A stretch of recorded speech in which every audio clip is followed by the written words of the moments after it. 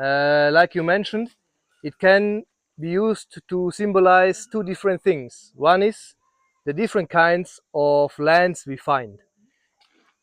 Here is forest land, where we have high trees, we have shade conditions, we have healthy soil. It can hold a lot of water even during the dry. We find moist soil, and we have a lot of organic material, a lot of fertilizer on the soil.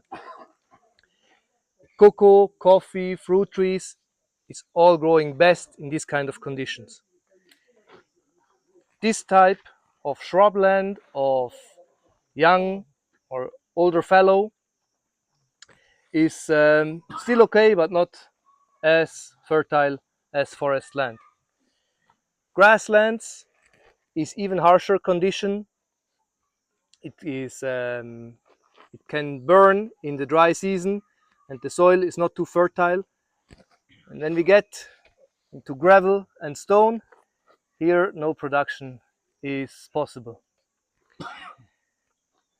This model also can be used to show the natural process which happens on the same piece of land over time. So when we start in a mountainous area or after mining, when it's just rocks, nothing is growing. And then there are small mosses which can survive even on harsh conditions. They can dry out. If rain falls, they grow again, and they grow slowly. Their organic material, their little the moss parts which fall into the gravel and sand, forms small pockets of soil. So already some grasses can grow there, but it is still really bad growing conditions.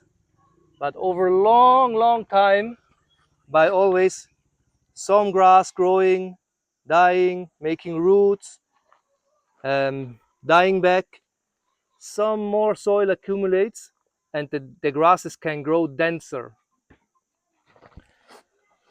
Once the soil is fertile enough that the grass can cover it completely, the soil now always is protected a little bit by the grass. It stays a little bit cooler, a little bit longer moist, and in these kind of conditions, some woody plants can germinate and survive. So a grassland can slowly change into a bushland, where bigger woody plants grow, they produce more shade, and importantly, the leafy material of the grasses is not creating the same quality soil like woody material from the bushes. So in bushland, again, over a long time, the soil improves, and some more demanding species, bigger trees, can germinate. They grow, they start to shade out the bushes, more and more trees can grow, and after a long time, we reach the forest. So all this process in nature takes very long time, but it's always the direction nature will go. What we can do is either degrade good land by bad practices. When we fell forest and burn it,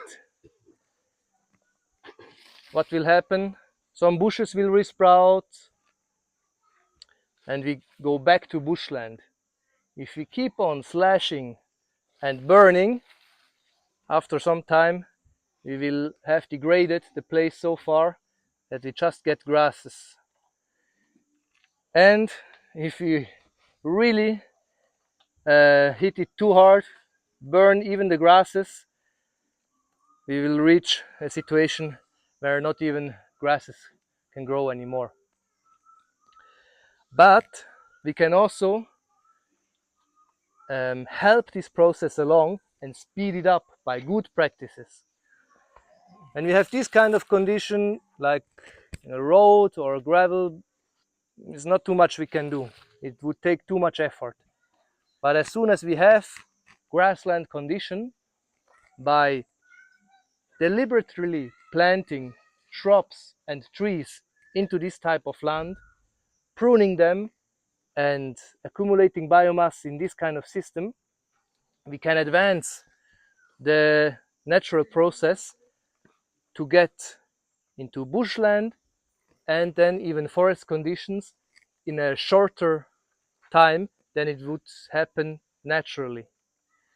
So by managing our system intensely, by planting dense a lot of species and managing them, pruning them over and over, and accumulating biomass on the soil, we create conditions like in a forest where the plants we have chosen, our timber, fruit, cocoa species, they create forest conditions and keep the soil always covered with organic material. The soil stays moist and we get a good production out of it.